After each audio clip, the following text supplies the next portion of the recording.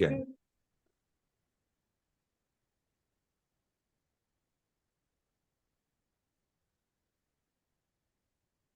Good evening, everyone, and welcome to another Northshire virtual event. For those of you who don't know me, I'm Rachel Person, event director for Northshire Bookstore, here with my great new colleague, Jess Hunsaker. And thank you all so much for being here. Before we get started, a couple of very quick notes. First of all, a word of thanks to all of you for your incredible loyalty and support to independent bookselling in our two towns. We could not exist without the loyalty and support of customers like you, so thank you so much for that. And then second of all, a quick logistical note. Please use the Q&A box that you'll find at the bottom of your screen to ask any questions that you have this evening. You can pop questions in there at any time. We'll save them up for you and have time to pose your questions for you a little bit later on in the evening. With those boring announcements out of the way, I will hand things over to Jess to introduce our guest author this evening. Great, thanks so much, Rachel. Tonight, I'm so pleased to introduce Lee McIntyre, who's joined us to discuss his latest book on disinformation, a book Kirk has called thoughtful and illuminating. He's a research fellow at the Center for Philosophy and History of Science at Boston University, and formerly executive director of the Institute for Quantitative Social Science at Harvard University. He's taught philosophy at Colgate University, Boston University, Simmons University, Tufts Experimental College, and Harvard Extension School. His previous books include How to Talk to a Science Denier, Post-Truth, and The Scientific Attitude. So please join me in welcoming him. Thank you so much. I appreciate you having me. And it's odd in a webinar because I can't see everybody, but you can all see me. But I know you're out there, and thank you very much for coming. Okay, so tonight I'm going to talk to you about my new book called On Disinformation: How to Fight for Truth and Protect Democracy. It's a tiny little book. It's really a manifesto is what it is. MIT's called it a citizen's pocket guide, and I really did write it so that you could fit it in your back pocket. This is the shortest book that I've ever written, and it's something that really you can read in about an hour, maybe an hour and a half if you read the footnotes. But in some ways, I feel like it's the most important book that I've ever written. Vladimir Lenin, the father of modern disinformation warfare, said this at the dawn of the Russian Revolution: there are decades where nothing happens, and there are weeks when decades happen. And I believe that we're now living in such an era. In 2018, I published a book called Post-Truth. That was at the dawn of the Trump presidency, and I wanted to write something to help us understand what was going on. I was inspired by Tim Snyder's important book on tyranny, and I set out to help us to plan a strategy to get through the problems that we were facing at that time. With On Disinformation, I wanted to write something before the next election, while there's still time, because I think that in some ways the threat that we now face is even greater than the one that we faced in 2016. In his book, Snyder said, quote, "Post-truth is pre-fascism," unquote. And I think he was right. And here we are. We're not in an autocracy yet. We're not under authoritarian rule.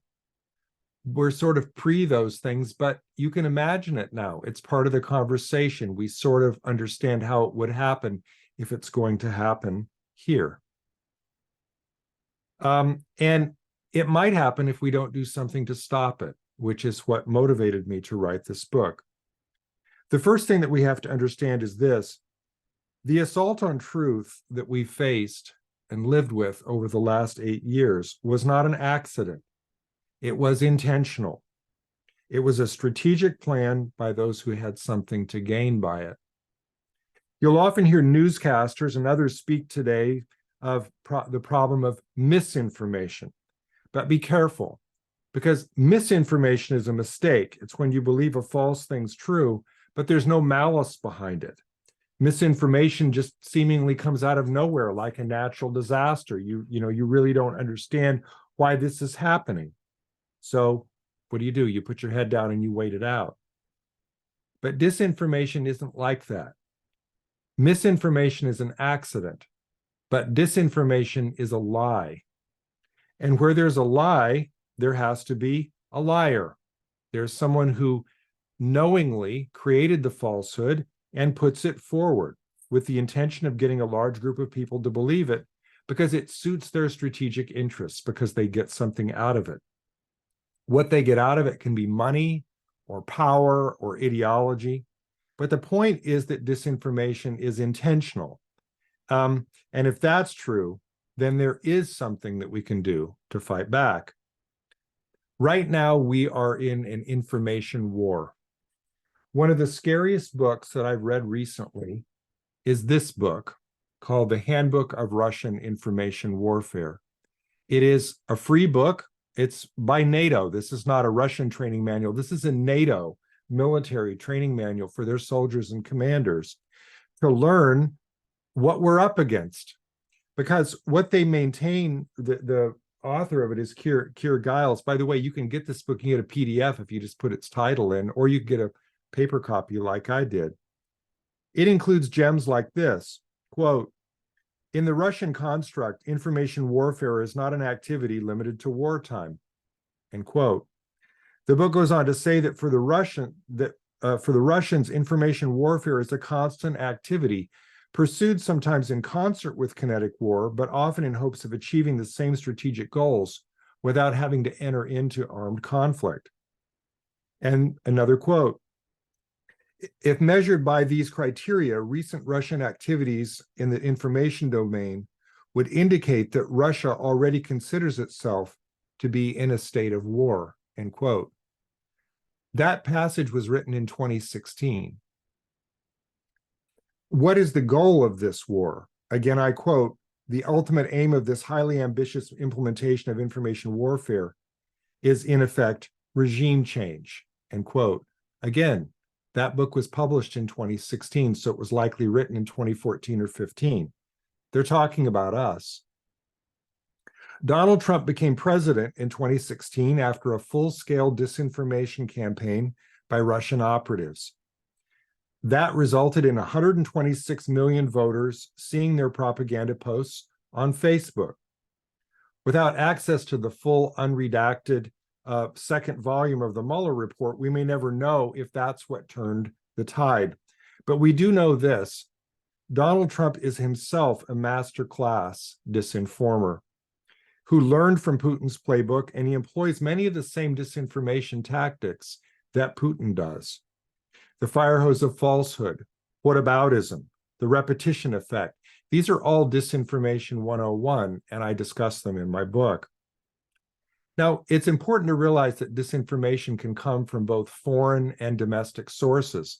Sometimes it comes from a foreign source, and it's intended to appeal to a domestic audience, so it can get laundered through a domestic filter, which means that America's cyber warriors can't touch it because the Constitution doesn't allow them to do that when it's coming from a domestic source. But sometimes disinformation is, created by domestic operatives for their own interest. That is the war that we're fighting right now, and we're not exactly winning that war.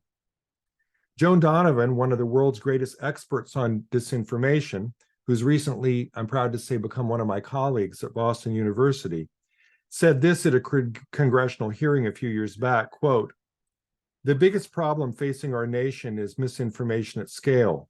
The cost of doing nothing is democracy's end," end quote.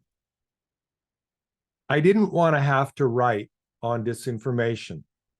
Biden was president, and I had just finished writing an earlier book called How to Talk to a Science Denier, and I thought that I had it all figured out. You solve an infodemic by talking to the people who are misinformed. You show them calm and patience and respect. You try to build trust, and you get them to listen to your facts once they trust you. And I still think that that is true. I still think that's an important way to approach somebody who believes something that is false.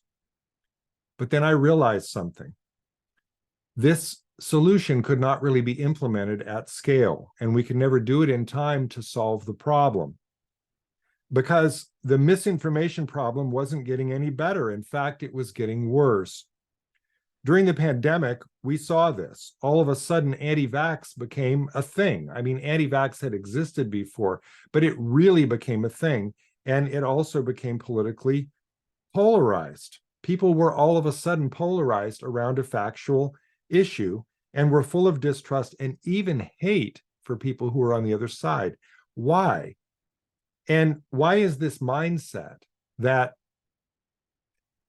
the distrust leading to polarization and even hatred now metastasized from science denial to reality denial?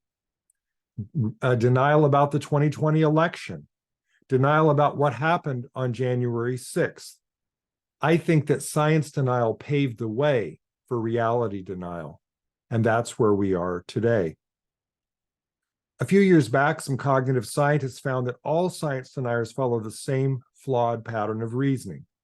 They cherry pick evidence, they engage in conspiracy theories, they engage in illogical reasoning, they rely on fake experts. I discussed this extensively in my earlier book, How to Talk to a Science Denier, because it forms the backbone of how you learn to talk to science deniers.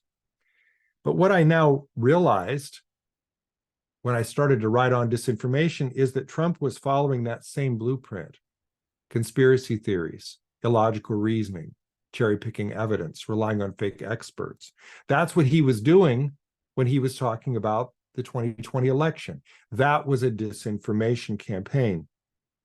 So we should go out and try to talk to the believers, just as I went out to a flat earth convention in 2018 and tried to talk to them about the nature of their beliefs. And I think that that method is a perfectly legitimate method.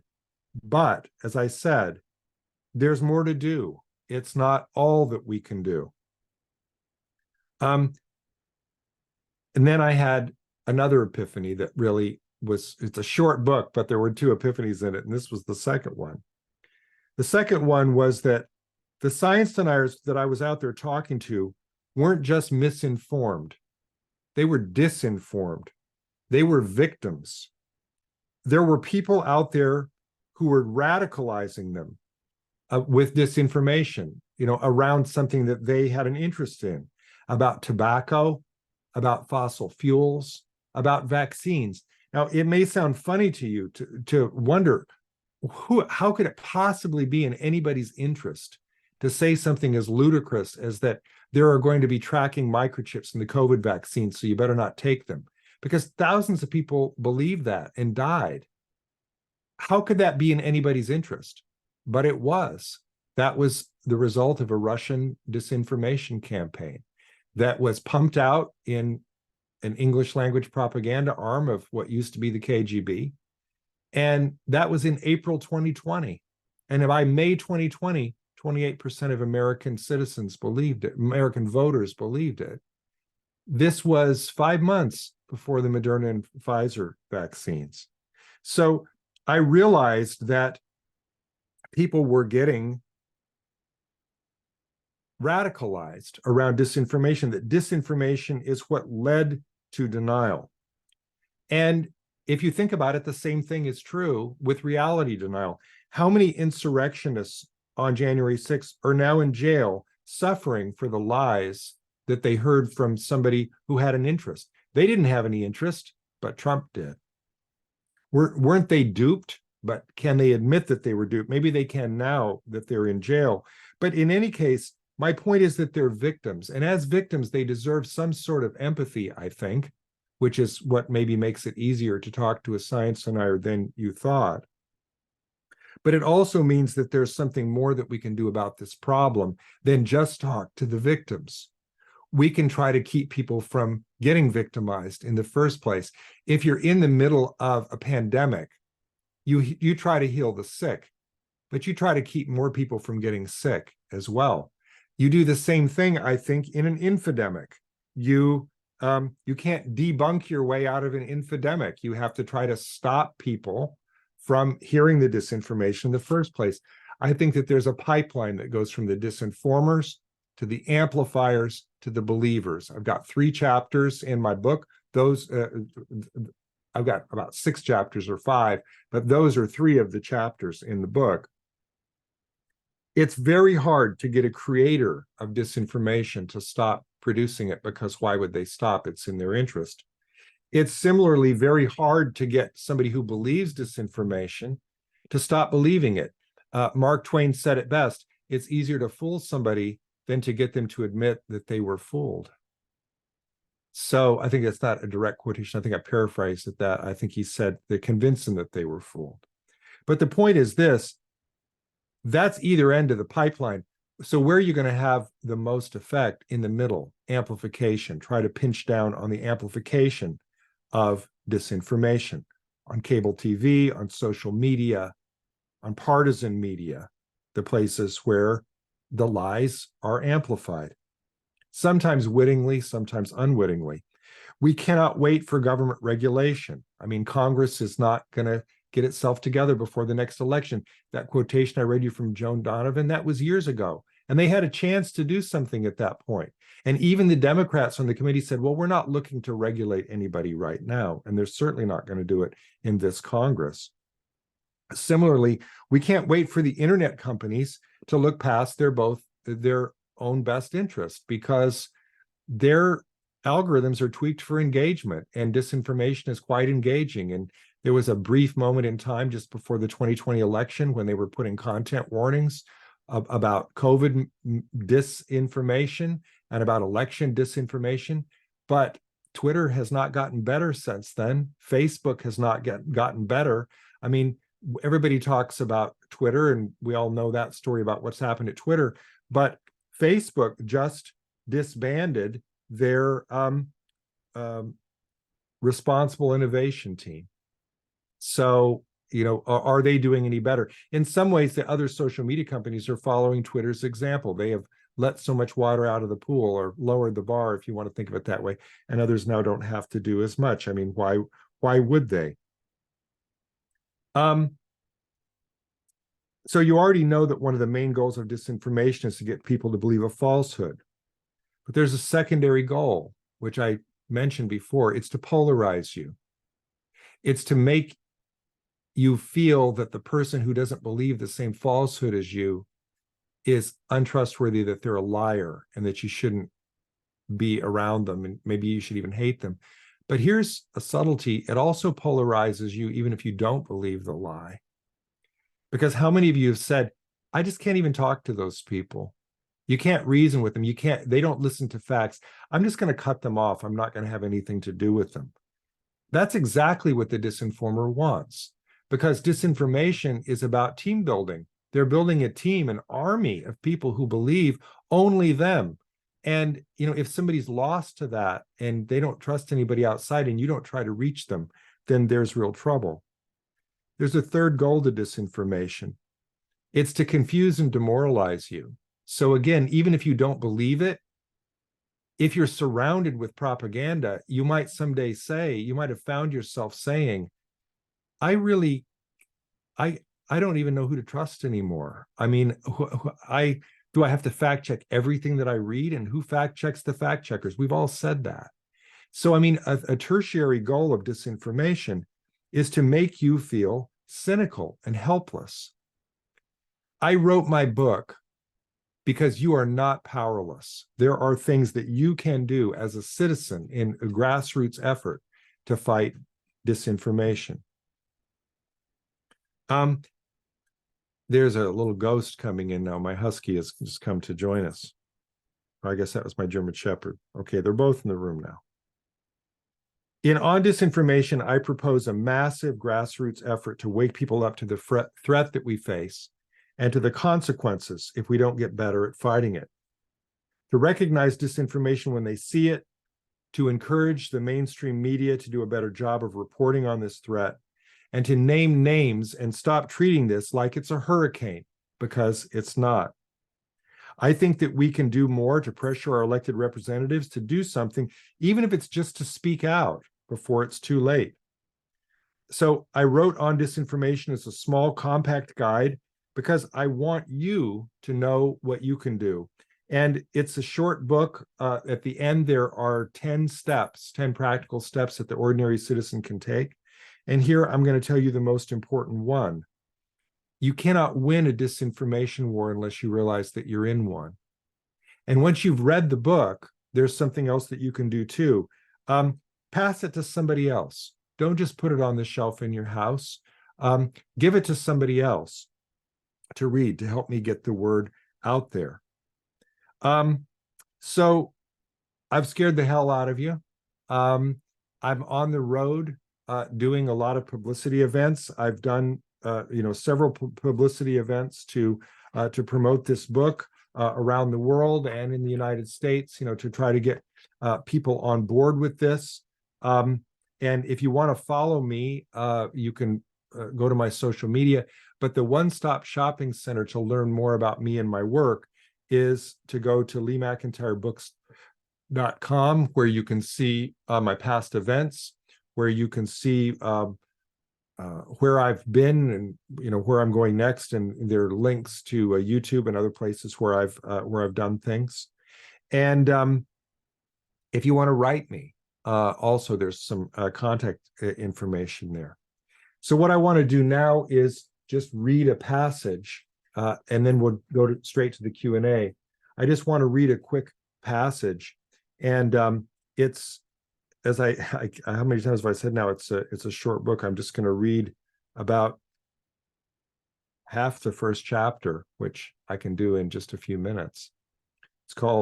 This chapter is called Truth Killers. The storming of the U.S. Capitol on January 1st, 2021 was an American tragedy. It was also completely predictable. The patriots in face paint, who carried sharpened flagpoles, bats, and zip ties into the Senate chamber, were the inevitable result of 70 years of lies about tobacco, evolution, global warming, and vaccines. After the truth killers provided a blueprint for how to deny scientific facts that clash with their financial or ideological interests, it was a small step for unscrupulous politicians to figure out how to use this strategy to lie about anything they wanted, such as the baseless claim that the 2020 presidential election was stolen, or that the January 6th insurrectionists were actually peaceful protesters, or Antifa in disguise. Welcome to the world of reality denial, where truth is subordinate to ideology, feelings have more weight than evidence, and democracy hangs in the balance. Throughout history, autocratic leaders and their wannabes have understood that the quickest way to control a population is to control their information source. But in a society that still has a free press, disinformation is the new censorship. Remember that scene in Indiana Jones and the Last Crusade where Harrison Ford has finally found the Holy Grail, but can't tell which one it is because it's surrounded by 100 fakes? That's the point of disinformation. If you can't hide or destroy the truth, surround it with bullshit. You can always kill it later. So that's the first half of the first chapter. As I said, you can read the whole thing in about an hour. What questions do you have for me?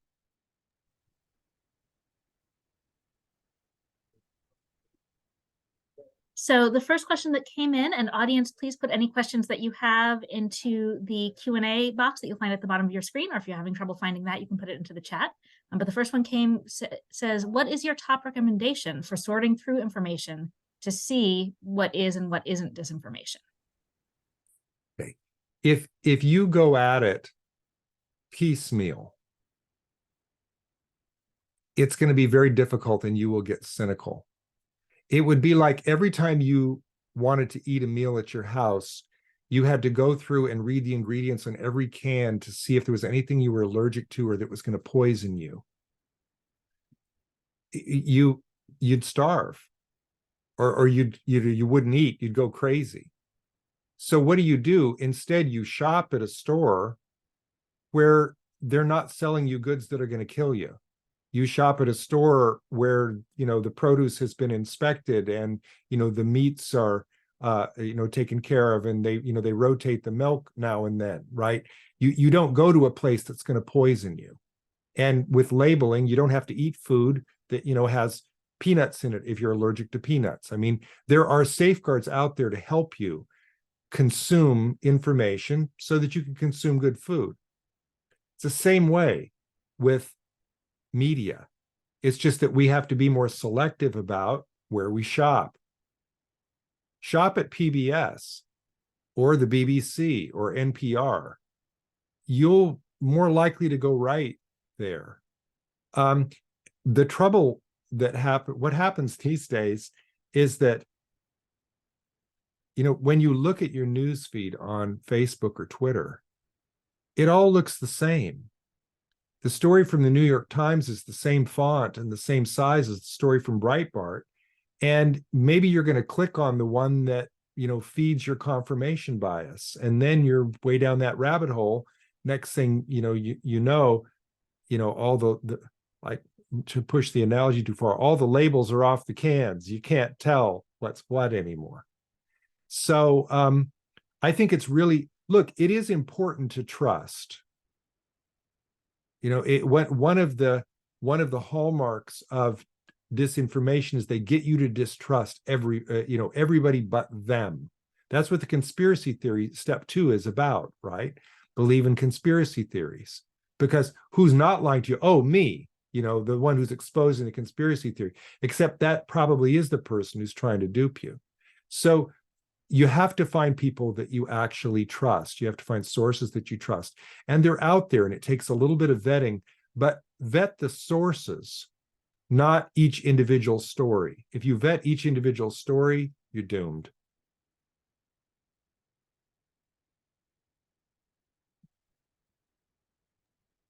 All right, looks like I've got another question here.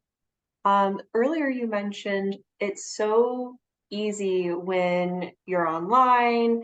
I think for me specifically on Facebook, and you encounter people who are friends, they're in your network and they're sharing things, they're talking about things, and you go, I can't see this anymore. I can't listen to this anymore. Mm-hmm. I'm disconnecting from this person. And you make that decision to kind of like maybe hit unfriend, or you mute seeing someone's posts. What is like an alternative to that? Navigating how to maintain those connections and have conversations with someone you otherwise really feel like you can't connect with. This brings me back to my earlier book, because I was out there ahead of the science there for a while, because I wanted so badly to do something about the problem of scientific misinformation and denial that I was just going to see what worked. Ultimately, some studies were done which vindicated the approach that I was taking, not because I was taking it or they knew me or anything.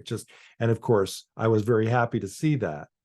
But what I determined on my own from reading the anecdotal accounts, just in the newspaper, is that hardcore deniers changed their mind when somebody showed them calm and patience and respect, which meant that they trusted them. And that is built face to face. Behind a screen, it's really easy to flame or to distrust, and you don't know who's behind that screen. Is it even a person? Is it a bot? You don't know. So, the outrage factor can get very high when you're on a screen. I feel it right now, on the screen. Behind a screen, we all felt this during the pandemic too. How wonderful was it when we could finally get out and see one another in person? And the most intimidating thing can actually not be that intimidating when you can do it face to face. In the fall of 2018, I flew out to Denver and I went to the Flat Earth International Conference.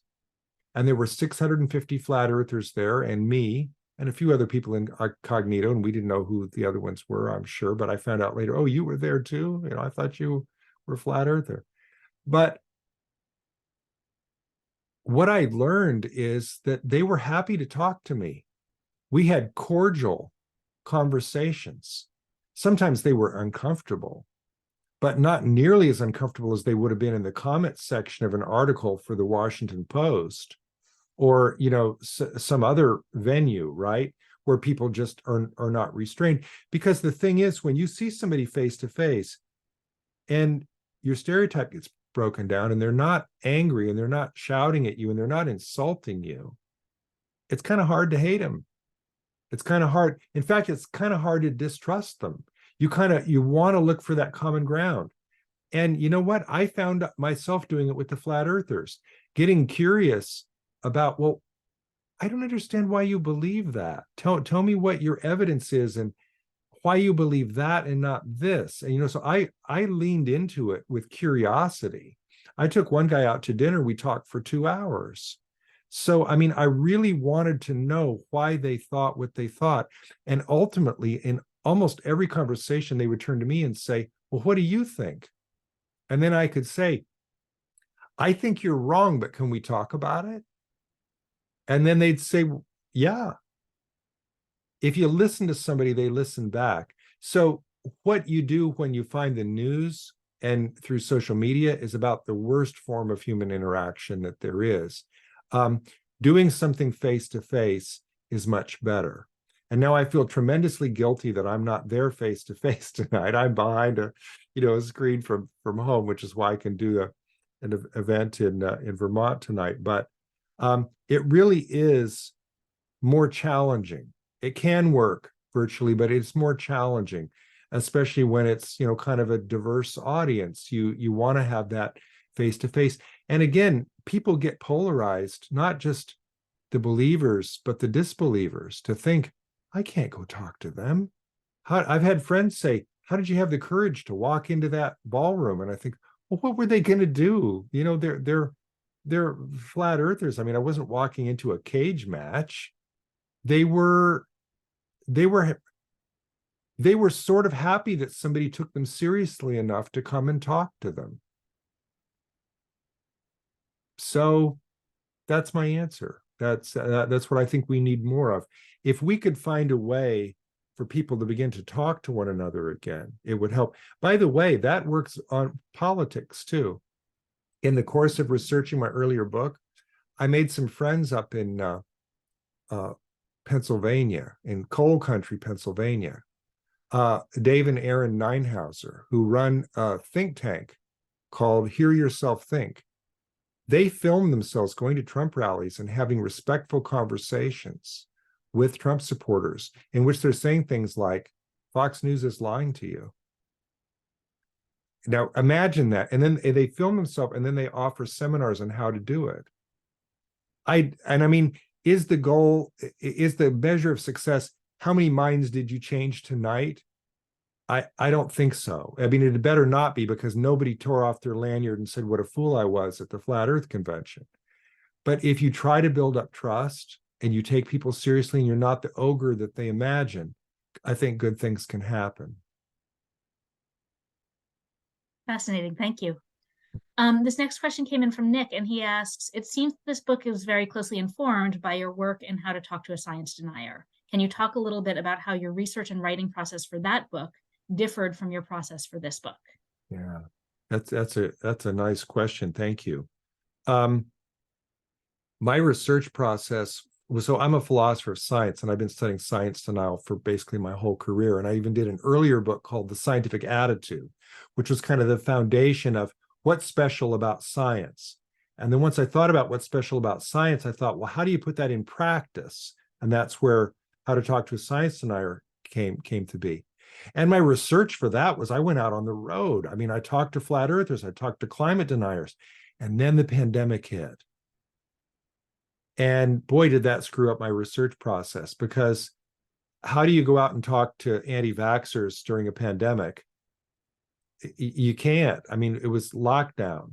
And so that screwed up the research for the rest of the book. And I did the best that I could.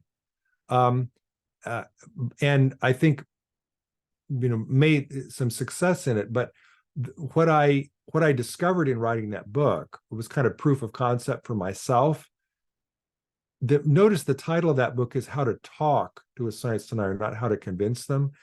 Because I was reading these things about people using similar techniques to talk people out of cults, to talk them out of white supremacy. And I thought, we ought to be able to do this to talk people out of climate denial and anti-vax. So, I mean, that was my process. And then really what happened was I had the whole infrastructure in place. And I thought, I'm done. I'm going to do something else. And then January 6th happened. And January 6th really woke me up because I watched and I realized cherry picking evidence, belief in conspiracy theory, illogical reasoning, fake experts. It was all there.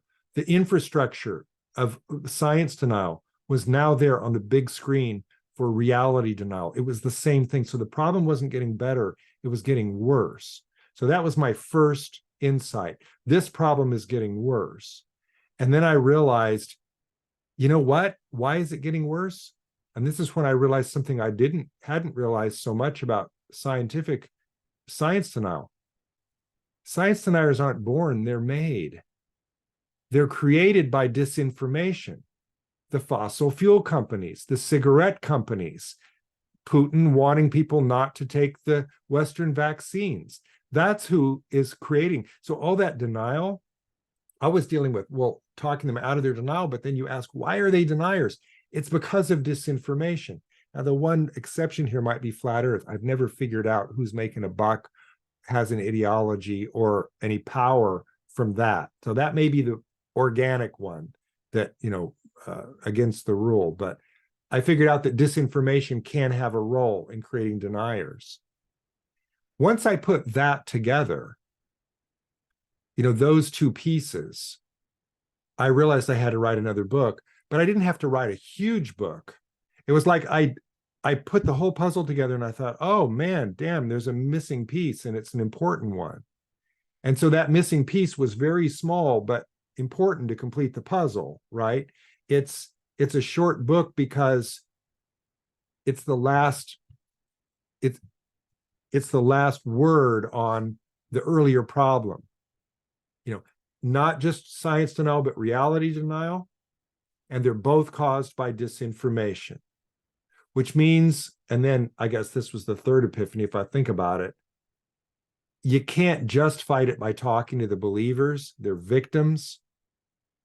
You've got to try to clamp down on the people who are amplifying it. And I haven't said enough about it tonight, but that's really what most of the book is about, because the amplification of disinformation is what makes it so awful. I mean, the internet is a disinformer's dream. And, we need to, then again, there are grassroots steps that we can all take to try to clamp down on that. But that is the challenge of our time, because now not just science is in peril, but democracy is in peril. I think Joan Donovan was right. If we don't figure this out before the 2024 election, I think we lose our democracy. I think those are the stakes. So for somebody who was happily studying science denial for 20 years, all of a sudden my hair was on fire because I realized science denial is going to be the least of our worries if the authoritarians take over. Thank you. That's fascinating. Has the process of writing and talking about this book informed your teaching at all? I don't teach anymore. I'm a research fellow, and the beauty of being a research fellow is that it's like a permanent sabbatical, and I have the freedom to write and think about anything I want.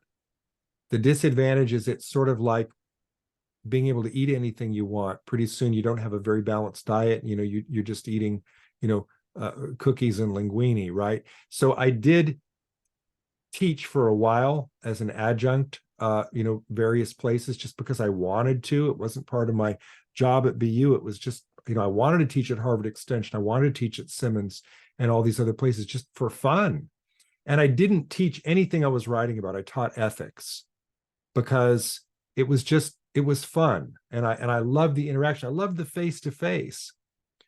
The pandemic did me in because, you got to get out of your sweatpants once a week and go teach. But all of a sudden, no, I didn't. And they offered me my course again as a virtual course. And I said, no, that's not why I'm doing it. I don't need that. I want the face-to-face. I'll come back to you when the pandemic's over. But by the time the pandemic was over, my course was gone. And by then I was too busy with the new books. And so I don't teach anymore. my favorite students still keep in touch with me and tell me, you're teaching on a larger stage now. They're beautiful, nice people that make me feel better about it. I really do miss teaching. I love teaching, and I may go back to it someday in some capacity, but right now I've got my hands full with trying to put out the fire. That makes complete sense.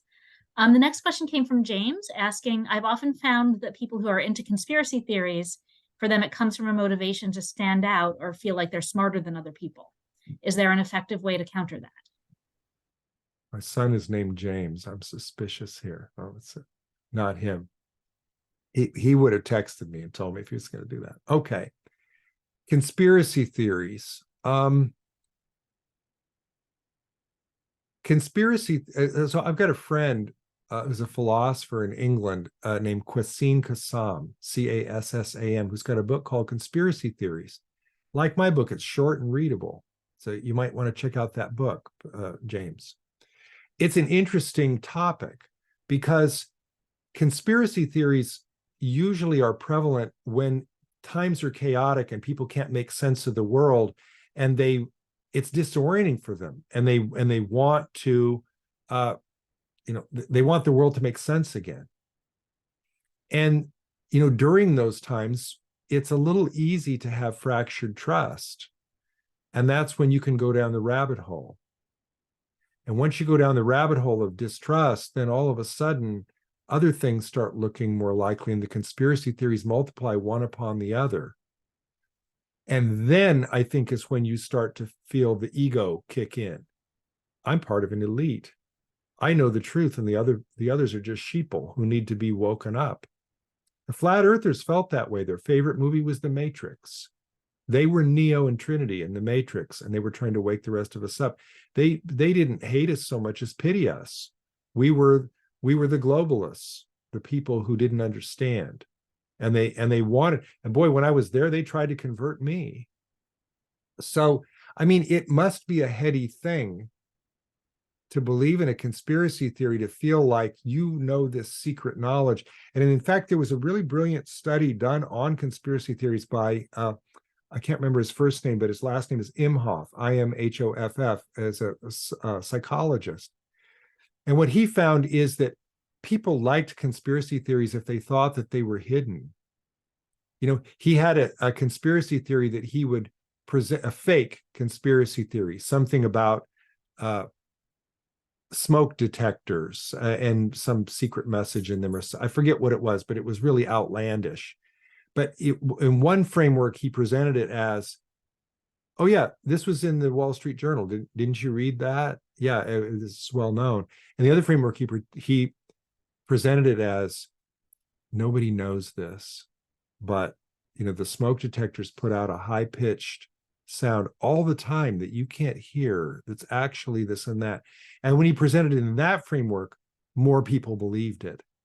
So the more outlandish claim that wasn't in the media was more believable. So I think that backs up the idea that, yes, there's an appeal to feeling like you're part of an elite.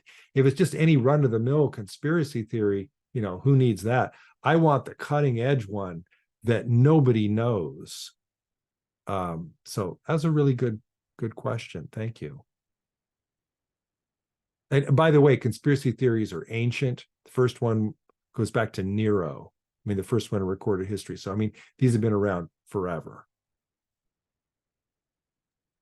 I do have another question to ask, but out of curiosity, what is that oldest conspiracy theory? The oldest conspiracy theory on record is that Nero burned the city of Rome. So he was away when the city burned, and people started to wonder, isn't that convenient? He's out of town when the city burns, and now he's going to rebuild it, just exactly the way he wants. Well, when Nero got back, he was pissed because he hadn't burned the city of Rome. And so the second conspiracy got invented, that the Christians were the ones who had burned the city of Rome in his absence, and then blamed it on him. You see how it goes from there. Yes, indeed. All right, my Final question, it reads, extending off your earlier points that building trust and having respectful conversations help combat disinformation amongst our peers, is there any more nuance to having successful conversations like these with family? Thanksgiving is approaching after all. Boy, I did a video on this for the Royal Institution years ago, and it's probably still out there in cyber world somewhere. My best advice is this, and people don't like it, but I think it's true. You've got to remember that people don't hear your facts unless they trust you. And who do you trust and love more than your family? So Thanksgiving is not the time to just keep the peace. Thanksgiving is the time to say, Uncle Mike, what are you doing? Take your vaccine. But you don't do it that way, right? Maybe wait till dinner's done so you don't make everybody angry. But then, during the football game, you say, tell me, how did you come to that place? What were you reading? If you read, and the reason I say that is this, there are so many inspiring anecdotal accounts out there of hardcore deniers. I don't just mean recent ones. I mean people who'd been consuming disinformation for 10 years, who finally changed their mind. And every single one of them who changed their mind, it was because somebody that they loved and trusted didn't yell at them or insult them. They took their time and were respectful. Sometimes the thing that gets in the way with family is those are the people we're the least respectful to. We love them the most, but we don't say, we don't show them the same respect that we'd show to a stranger in conversation. We say, you're an idiot. You can't do that. If you insult somebody, they just stop listening because their identity's at stake. Belief is often about identity and about community. So, if you've got your family member at Thanksgiving and the whole table believes one thing and they believe the other, you're 9/10 of the way there. They're already in a community in which people don't think that they're right. And again, I'm not saying to bully the person or turn Thanksgiving into an intervention, but I am saying that's how they get people out of cults. They love bomb them. They don't tell them they're stupid. They show them that they've got something to come back to. Cults keep you isolated from your family. And when you want to bring somebody back out of a cult, you show them love and respect and that there's something to come back to. Steve Hassan wrote a brilliant book called The Cult of Trump. Steve Hassan was himself in a cult and wrote about how to deprogram family members out of cults. So he knows. It's called a love bomb. And that must be wonderful to have all of those people who love you and care about you. But it is hard. Family can make things really hard. But again, don't give up. If you want to laugh, go watch my video. And I think it's called How to Talk to Family About COVID Over Thanksgiving or something like that. If you just Google my name, Thanksgiving, Royal Institution, it'll come up. And I think that's who I did it for. I can't remember, but it's over in England. They did a very slick video. They did one for Christmas too, kind of the same video. But if you want a good laugh, you might look at that. Fantastic, thank you. We are close to out of time, but I'd love to just wrap up if you wouldn't mind telling us what's next for you. What are you working on these days? My entire career, I've always had one book that I'm publicizing, one that I'm working on, and one that I'm thinking about that comes next. For the first time in my life, I don't have that. Right now, all of my effort is put into publicity for this book, which means that I'm still writing and thinking about this book. I'm still doing short articles. I'm still, giving papers. I'm still giving speeches about it. So when you ask what comes next, I've got some things that some other things that I'm working on. I'm giving a paper at Columbia coming up in December that's not exactly on this, but as I think about it, it's related to belief and how you form beliefs. So this problem has obsessed me, not least because I feel like this is the final piece of the puzzle. Do I really want to start another big puzzle right now? Or maybe I want to take a break and see how this all comes out.